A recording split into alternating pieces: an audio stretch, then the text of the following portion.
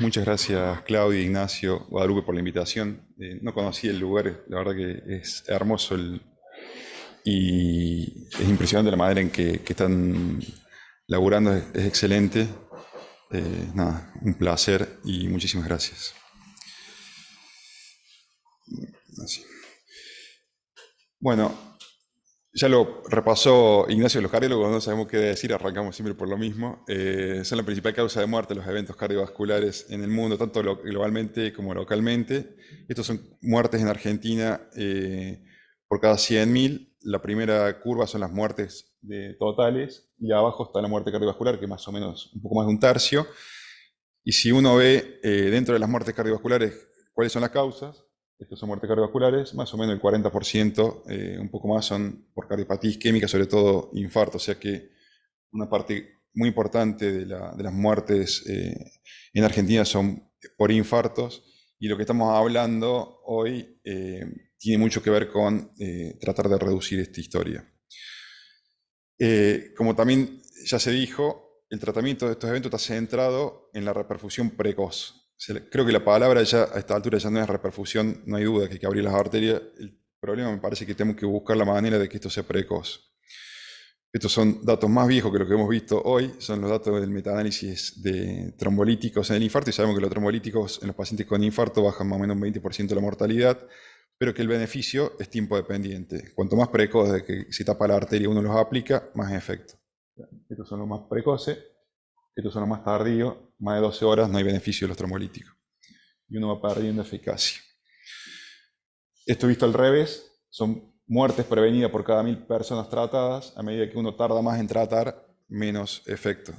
O sea, este metaanálisis es del 94, hace un tiempo sabemos que hay que destapar las arterias precozmente y todavía no logramos entender cómo hacerlo, me parece. Como también se dijo, la angioplastia es mejor que los trombolíticos en términos de mortalidad. Esto es el metaanálisis que compara trombolíticos con angioplastia, y en términos de muerte o reinfarto. Sin embargo, uno de los problemas que tiene esta comparación es que estos estudios fueron hechos, por ejemplo, el estudio del Hospital Italiano, en centros que podían hacer trombolisis y angioplastia. Y me parece que la discusión en ese punto está un poco desenfocada. Las demoras con el tratamiento se asocian con más mortalidad, también lo sabemos y se mostraron. Esto es cómo aumenta la mortalidad hospitalaria y la mortalidad a largo plazo a medida que se demora el tiempo puerta-aguja. Y también se dijo ese 8%, cuanto bajamos 10 minutos el tiempo puerta-balón, bajan 8% de la mortalidad a corto plazo y a 6% a largo plazo. Esto visto al revés, como se va perdiendo eficacia del tratamiento a medida que aumenta el tiempo puerta-balón. Estos son saltos de 15 minutos, pero aumenta de 20% el riesgo de muerte por cada 15 minutos de espera dentro del hospital para la angioplastia.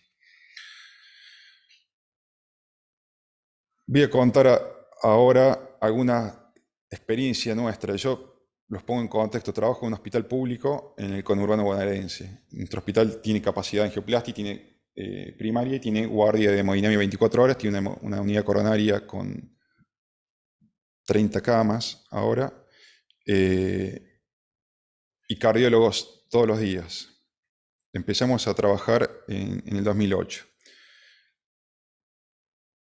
Nuestro hospital sirve a un área que incluye 4 municipios del conurbano: Berazategui, Florencio Varela, Quilmes, Almirante Brown, donde hay 7 hospitales de segundo nivel provinciales, que ninguno tiene unidad coronaria, todos tienen terapia intensiva, pero ninguno unidad coronaria, ninguno tiene hemodinamia, y algunos tienen provisión de trombolíticos, la mayoría, salvo el OESER, que es un hospital esencialmente una maternidad. Esa área tiene más o menos 2 millones de personas, de las cuales el 40% tiene atención pública exclusiva. Tenemos muy bien 24/7. Empezamos a trabajar en la unidad coronaria en el 2008 y empezamos a hacer un registro de los síndromes coronarios agudos, y entre otras cosas queríamos evaluar la calidad de lo que estábamos haciendo. Empezamos a evaluar las demoras en el infarto. Lo primero que vimos fue que se reperfundía el 63,6% de los infartos, cuando digo se reperfundían, son gente que en el primer contacto médico tenía indicación de recibir terapia de reperfusión. O sea, el 40% no recibía terapia de reperfusión. Y lo que veíamos, estos son los tiempos detallados, no importa, toda la tabla es larga, está publicada hace un tiempo en la revista de Cardiología, que el tiempo puerta-balón total, es decir, del momento del primer contacto médico de los pacientes en otro centro, hasta que nos lo derivaban a nosotros al hospital y le hacíamos la angioplastia primaria, era 240 minutos, y cuando venía de un hospital de la red, o sea, el hospital que supuestamente nosotros trabajábamos en red, era 225 minutos. A pesar de eso, si está acá, el tiempo balón, el puerta balón en el cruce era 65 minutos, o sea, que para ese momento, 2013, era un muy buen tiempo. ¿Qué hicimos con esto? Bueno, empezamos a hacer capacitaciones en la red con los médicos, con las autoridades de los hospitales para poner en la agenda este tema. Establecimos un protocolo de manejo consensuado, que es este algoritmo. El algoritmo es complejo porque contempla las restricciones de trombolítico, las restricciones de cama nuestra, de la red, las dificultades para trasladar los pacientes. En ese momento no había sistema público de ambulancias en la zona, o si las había era intermitente, se contrataban ambulancias privadas, pues se rompía y no había repuesto, etc. Instalamos en cada uno de los hospitales de la red electrocardiógrafos que nos transmitían a nosotros el electrocardiograma para que un cardiólogo le hiciera diagnóstico y le devolviera y consensuara el manejo con el médico tratante. Se trabajó sobre conseguir traslados para los pacientes, y en el 2013-2014 ganamos una beca, en ese momento se llamaban Carrillo y Nativia, fueron cambiando de nombre las del Ministerio de Salud, pero en ese momento creo que eran Carrillo y Nativia, y con eso pusimos como coordinadores en cada uno de los centros para mantener vivo el programa. Bueno, con esto se logró un poco aumentar la reperfusión. Pasamos en la medición de donde no había nada a la que teníamos un coordinador de 60-78% de terapia de reperfusión, y aumentó la terapia, no sé bien acá, pero lo negro son trombolíticos, aumentó la terapia con los trombolíticos y aumentó también la angioplastia primaria. Y con los tiempos pasó lo siguiente: mejoró el tiempo puerta-aguja, ahí está, pasó de 75 minutos a 75 minutos, estamos hablando de que hoy se recomienda que el tiempo de que se hace el diagnóstico, que se inicia la infusión de trombolítico, sea 10 minutos, 75 minutos, a 45. Y en la angioplastia primaria pasamos de 210 a 180, esto no fue significativo. O sea, pasamos de 2 horas y media, de 3 horas y media a 3 horas.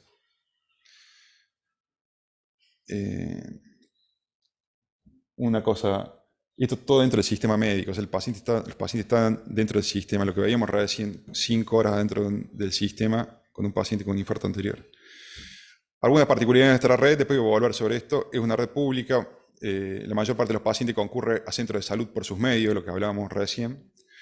No hay prácticamente sistema de emergencias, o en ese momento no había sistema público de emergencia. Ningún hospital tiene cardiólogo de guardia, ni terapias ni unidades de cuidados críticos cardiovasculares. Faltaba entrenamiento en el diagnóstico y uso de trombolíticos. La disponibilidad de trombolíticos era intermitente. Había restricciones, y hay restricciones en camas, sobre todo camas con monitoreo. Muy alta rotación del personal, son ambientes muy hostiles para trabajar, la gente no dura mucho tiempo en sus trabajos. Y una gran fragmentación del sistema de los niveles de atención. Fragmentación hacia abajo y hacia arriba. Bueno, esto resulta obviamente en demoras excesivas y, como vimos, pérdida de oportunidades para la reperfusión. Acá paro con no sé si le leyeron Cándido o el optimismo, un libro maravilloso de Voltaire. Es una crítica a Leibniz, pero uno de los personajes le pregunta a Cándido qué es el optimismo, y Cándido responde: es la manía de sustentar que todo está bien cuando uno está muy mal. Digamos, sustentar que habíamos bajado las demoras porque pusimos la telemedicina era una visión muy parecida a la que tenía Cándido, o a la que Voltaire le da a Cándido, porque 3 horas es definitivamente inaceptable. Yo voy a mostrar cosas que ya vimos, lo repaso y capaz que le doy algún ángulo un poco distinto de lo que mostró Ignacio. Es prioritario reducir las demoras en el tratamiento con infarto. Y esto, me parece, depende cada vez menos de los cardiólogos. Creo que los cardiólogos tenemos, de hecho, muy poco que hacer en esto, más que asesorar y poner en agenda el tema. Desde el inicio, desde que se tapa la arteria, se comienza una cascada de eventos que no ser monitorizada y tratada previamente y tiene una fatalidad de casos mayor al 50%. Cuando digo fatalidad de casos me estoy refiriendo a la muerte comunitaria, no a la muerte hospitalaria. Estos son datos del proyecto Mónica también, tiene más de 30 años, el proyecto de la OMS, que hizo autopsias verbales, etc. Y lo que vieron que el 34% de las muertes ocurre antes de que la persona tenga el primer contacto médico.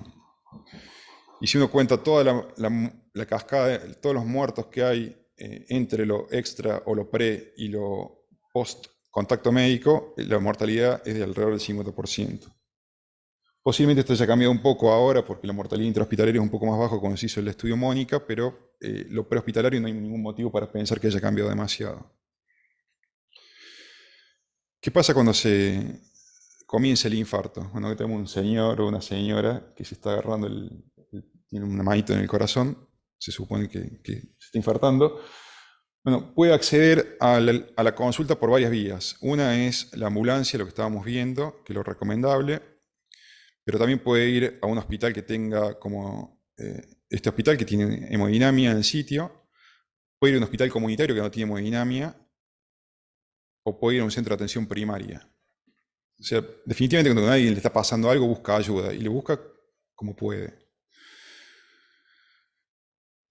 Vamos a ver qué pasa en esa decisión de a quién le pido ayuda. Hoy vimos un paciente que vino directamente a la guardia, que se tomó, creo que tardó 2 horas y pico para consultar.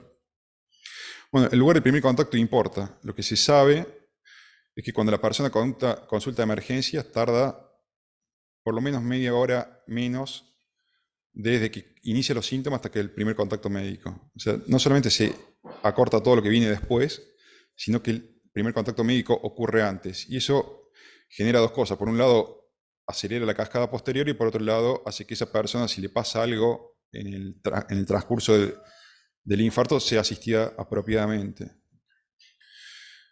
¿Cómo acortar eso? No voy a meter mucho con esto, me parece que nos excede, como dijo Ignacio, no depende mucho de nosotros, pero hay estudios sobre intervenciones para educar a la población en caso de que tenga una urgencia cardiovascular. Hay intervenciones a nivel de los medios masivos, de campañas publicitarias, internet, etc. Y después intervenciones personalizadas dirigidas a pacientes que ya les pasó algo cardiovascular. Con distintos tipos de intervenciones se puede hacer que la población consulte más a través del sistema de emergencia y que se reduzca el tiempo al primer contacto médico. Tiene sus pros, sus contras, es muy larga la discusión, puede aumentar los falsos positivos, las consultas por guardia, sobrecargar, etc. Pero es un punto a considerar y sobre todo en los pacientes que ya les pasó algo. Ahora sí lo que nos interesa, intervenciones sobre el sistema. Voy a hacer un raconte, después voy a ver algunas puntuales que se han sido evaluadas. Electro prehospitalario y activación de hemodinamia prehospitalaria, lo que pasó en el segundo caso que vimos. La trombolisis prehospitalaria, es decir, el uso de líticos en el primer contacto médico y antes de acceder al hospital. Capacitación continua, asistencia remota en las decisiones, telemedicina. Transferencia de tareas, el uso de la realización de algunas tareas vinculadas al cuidado de los pacientes por personal no médico. En centros sin hemodinamia, protocolos claros de dolor precordial y el uso de telemedicina para asistir a la toma de decisiones, capacitación en el uso de trombolíticos, sistemas de transferencias coordinados, esto que mencionaba Ignacio sobre el door-in, door-out, y es un problema muy frecuente que las ambulancias vienen, dejan el paciente con dolor de pecho y se van, y el paciente resulta que tiene un infarto y que quiere ser trasladado y hay que comenzar todo el circuito de vuelta, bueno, ese tipo de cosas. Tiene que haber protocolos coordinados, provisión de recursos materiales adecuados, no hay trombolíticos en muchos lugares, la provisión es intermitente, guardias y terapias intensivas con monitoreo y minimización de la burocracia, o sea, salteo de pasos administrativos, salteo de las guardias, evitar hacer, me ha pasado, el anecdotario que nos debe haber pasado a todos, es interminable, desde el no iniciar el trombolítico porque no teníamos las plaquetas, o porque no tenían el coagulograma, o porque no tenían la placa de tórax, bueno, todos son demoras. Y finalmente en los centros de hemodinamia, coberturas 24/7, lo que ustedes conocen, protocolos de activación prehospitalaria, evitar la guardia, entrar directamente a la sala de hemodinamia desde la ambulancia, monitoreo de tiempos propios y el sistema, el control continuo, el monitoreo de calidad de lo que se está haciendo es central para identificar espacios de mejora. Algunas intervenciones puntuales que han sido evaluadas en el nivel de las ambulancias. ¿Qué pasa con el laboratorio de hemodinamia? Se activa antes de llegar al hospital. Esto implica la necesidad, por un lado, de un electrocardiograma en la guardia y de alguien que interprete ese electro, haga el diagnóstico de infarto, active al hemodinamista, el hemodinamista o la hemodinamista venga y esté en el centro o lleguen junto con la ambulancia. Los estudios han demostrado que ese tipo de intervenciones podrían bajar la mortalidad. Ahora aclaro por qué él podría. Y acortan los tiempos posiblemente en alrededor de media hora. El promedio es menos 33 minutos. Haciendo rápidamente algún comentario sobre la evidencia, son todos estudios observacionales. Los signos amarillos con el signo de pregunta quiere decir que en algunos puntos vinculados a la evaluación de la calidad de cada uno de estos estudios es unclear, o sea que la evidencia es incierta, la calidad de la evidencia es incierta, y además el metaanálisis tiene heterogeneidad entre los estudios. Sin embargo, son bastante consistentes los estudios, no hay ninguno que la aumente, es decir, que la activación prehospitalaria del sistema acelera los tiempos y podría repercutir favorablemente en la mortalidad. Sin embargo, este metaanálisis fue hecho en Japón. Me llamó la atención cuando leí esto, que en las imitaciones, los autores japoneses, una sociedad avanzada, o al menos más avanzada que la nuestra, o al menos más avanzada creo que mi población hospitalaria, dice que el electrocardiograma prehospitalario no está disponible en todo Japón. Hay algunas áreas donde los servicios médicos de emergencia no están equipados con electrocardiógrafos. O sea, los problemas en el funcionamiento no son una particularidad nuestra, sino que son globales, y creo que cada uno tiene que buscar la manera de resolverlo e identificar los lugares en los que puede intervenir. Otro punto en el que se puede intervenir en los traslados entre hospitales con telemedicina, asistencia en el diagnóstico. Uno de los problemas que teníamos nosotros inicialmente es que no se reconocían los infartos y llegaban fuera de ventana cuando nos llegaban a nosotros, o estaban 12 horas en la guardia con dolor de pecho, le daban morfina, le daban NTG 5 horas. Bueno, problemas en el diagnóstico y en establecer una conducta con alguien que esté entrenado en hacerlo. La telemedicina puede ayudar en esto, y también hay evidencia de estudios observacionales que sugieren que la telemedicina podría bajar la mortalidad en el infarto. Fíjense que ahora los estudios trombolíticos son del 94, esto es 2019, o sea que el problema ahora es ver cómo implementamos esta terapia de manera eficaz. Podría bajar la mortalidad intrahospitalaria, dijimos 37%, podría también mejorar el pronóstico a largo plazo. Definitivamente esto también baja los tiempos puerta-balón, porque cuando uno preactiva desde otro lugar, todo el sistema está alerta de lo que está pasando. También son estudios observacionales, las intervenciones son diversas: electrocardiogramas, evitar guardias, activación prehospitalaria de hemodinamia. Otro punto del sistema, sitios que no tienen hemodinamia, sitios con hemodinamia,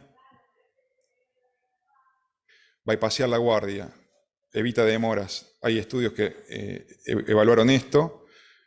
El ingreso directo a cuidados críticos cardiovasculares sin pasar por la guardia en pacientes con diagnóstico de infarto reduce las demoras y aumenta el uso de terapia de reperfusión.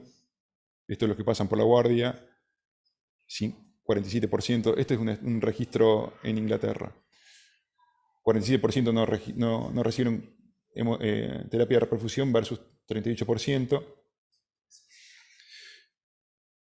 Y podría asociarse con una reducción de la mortalidad tanto intrahospitalaria como una tendencia a largo plazo.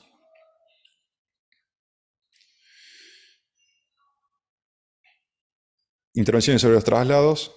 ¿Qué pasa cuando se educa o se capacita a los paramédicos en la lectura de electrocardiogramas, en la posibilidad de hacer, por un lado, identificar los síntomas compatibles, hacer el electro, interpretar el electro, ¿no?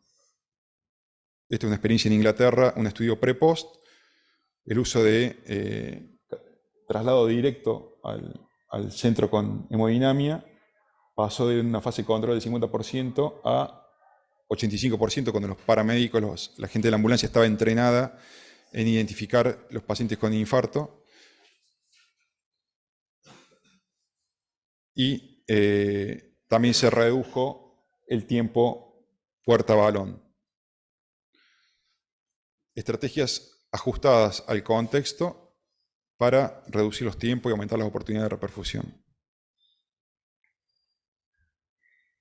Intervenciones sobre la ambulancia, fibrinolisis prehospitalaria versus angioplastia primaria en el infarto. Creo que lo hablamos cuando estábamos hablando de los trombólíticos.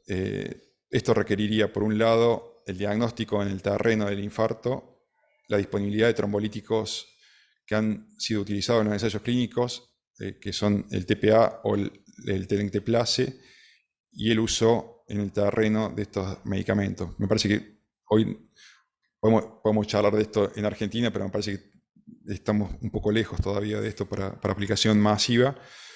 Hay 3 ensayos clínicos que demostraron que cuando uno usa la trombolysis prehospitalaria en pacientes con infarto muy precoz, es una terapia en términos de muerte equivalente a la angioplastia primaria, a derivar al paciente de angioplastia primaria, porque eso implica una demora adicional. Es equivalente en términos de muerte a 1 año, es un poco mejor o reduce la ocurrencia de shock cardiogénico y tiene un exceso de stroke, de ACV. Los números son pequeños, pero hay un exceso de ACV vinculado a los trombolíticos. Hace poco se presentó, ahora en marzo de este año, el STREAM-2, que es un ensayo clínico que usó tenecteplase a mitad de dosis en pacientes de más de 60 años con infarto y menos de 3 horas desde el comienzo de los síntomas, y que comparó esto, fibrinolisis prehospitalaria con media dosis de tenecteplase en bolo en población de más de 60 años versus llevarlo a un centro de hemodinamia para angioplastia primaria, y los resultados son consistentes con lo que se sabe, con la ventaja de que no hubo un exceso de ACV. O sea, fue equivalente a la angioplastia sin un exceso de ACV. Para ir terminando, y vuelvo después a Florencio Varela un ratito, nos damos una vuelta por Florencio Varela, las guías que recomiendan estos tiempos, ¿sí? Me parece un lindo ejercicio teórico y un lindo norte a seguir. Estamos, al menos en mi hospital, muy lejos de muchos de estos tiempos. Fíjense que lo que mencionaban es el tiempo esperado desde el diagnóstico del infarto a la angioplastia primaria, más de 2 horas. Menos de 2 horas, ese sería el objetivo. Primer electro menos de 10 minutos. Bueno, otro tiempo que llama la atención, creo que está acá. No está. Lo que se recomienda, el tiempo desde que entra un paciente a un centro sin hemodinamia hasta que se deriva uno con hemodinamia, si se va a hacer una estrategia de angioplastia primaria, es 30 minutos. Piensen en cuántos lugares pasa eso. Y lo que se recomienda es lo que ya vimos, dolor. La primera pregunta, hay que abrir la arteria, eso no hay dudas, ese es el objetivo, hay que abrir la arteria rápido. Si tenemos menos de 120 minutos hasta lograr eso, angioplastia primaria. Si la angioplastia va a tardar más de eso, en vez de ser trombolítico y derivar. Nosotros seguimos después de la segunda publicación con nuestra frase de Voltaire, y la realidad es que tenemos la sensación de que si nosotros hacemos lo que hacemos bien, pero puertas adentro, el impacto que eso tiene a nivel de la población que estamos tratando es muy baja, porque hemos visto que la eficacia de la angioplastia para bajar la mortalidad a largo plazo se pierde a medida que pasa el tiempo. Entonces, si hacemos hermosas angioplastias primarias 6 horas después del inicio de los síntomas, no estamos teniendo un gran impacto a nivel de lo poblacional, Ni hablar en términos de discapacidad, recuperación de la función ventricular, insuficiencia cardíaca, etcétera, etcétera. Hace un tiempo nos presentamos una convocatoria para hacer un estudio de implementación. Un estudio de implementación es, sabemos que la reperfusión del infarto funciona, bueno, ¿por qué no nos funciona a nosotros? ¿Cómo hacemos para que esto que sabemos que se sirve se pueda usar de la manera que se tiene que usar? Es implementar una intervención a nivel poblacional. Entonces empezamos con un estudio y ganamos una convocatoria de la Global Alliance for Chronic Disease, una convocatoria de una agencia que creo que tiene base en Canadá, para implementar un modelo de diagnóstico precoz, derivación, reperfusión y síndrome coronario agudo con elevación del ST en 3 niveles de atención integrados en el municipio de El Conurbano. Ese era el título. Y generalmente es pomposo, la idea era integrar desde los CAPS hasta el Hospital del Cruce para la atención del infarto. El objetivo es evaluar la implementación de un programa, porque todavía estamos con este estudio, evaluar la implementación de un programa integrado para la atención del infarto que incluya todos los niveles de atención.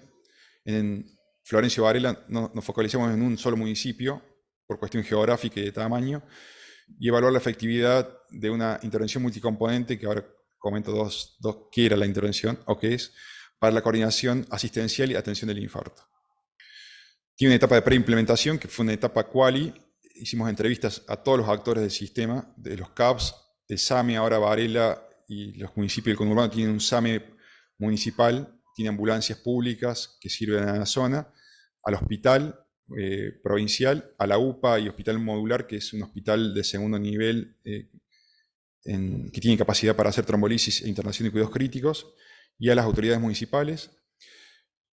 Estamos en una fase de adaptación de la intervención e inicio de registro de las consultas, y después de eso viene una etapa de evaluación post-implementación. Y la intervención en que consiste en incorporar tecnologías, electrocardiogramas, con capacidad de transmitir los electros por Bluetooth. Desarrollamos una aplicación para transmitir el electro junto con información clínica de los pacientes y establecer criterios para el tratamiento de esas personas y seguir al paciente en todo el sistema, un sistema que por otra parte está muy fragmentado, y compramos tablets para hacer todo el proceso de cargado de los electros, de envío, etcétera, con conectividad a internet. Muchos de los CAPS no tienen conectividad a internet y había que darles conectividad. Capacitar, generamos cursos a través de una universidad pública para que tengan un título universitario. No es una carrera, pero tienen un certificado universitario que además les sirve para su carrera dentro del sistema de salud al personal. Esta capacitación está orientada a personal médico y no médico, con mucha presencia de enfermería. Soporte especializado a distancia. Todos los electros se transmiten al Hospital El Cruce, donde un cardiólogo lee los electros y se contacta con la persona que lo está enviando. Y uso de algoritmos para el manejo y el apoyo del infarto. Y además coordinación entre niveles de atención de salud, y hay personal vinculado al proyecto, personal de la Secretaría de Salud del municipio y dentro de los efectores, y feedback permanente sobre lo que está pasando. ¿Qué esperamos con esto? Incrementar el número de infartos diagnosticados por la red pública. Creemos que la mayor parte de los infartos pasan sin diagnóstico. O sea, nosotros estamos viendo una parte muy chiquita, y lo que estamos viendo es tremendamente malo. Creemos que por debajo de eso hay algo mucho peor. Y la proporción de pacientes reperfundidos, reduciendo las demoras de la reperfusión. Nada, para terminar, creo que lo que hemos mostrado, las conclusiones salen casi solas. Creo que la implementación de estrategias de reperfusión efectiva requiere considerar muy cuidadosamente el contexto y adecuar la estrategia al contexto. Y es necesario comprender la complejidad de todas las partes involucradas, identificar las barreras y facilitadores para resolver las primeras y potenciar los segundos. Definitivamente la sola puesta en marcha de un programa centralizado no es suficiente en la mayoría de los contextos. Bueno, muchas gracias.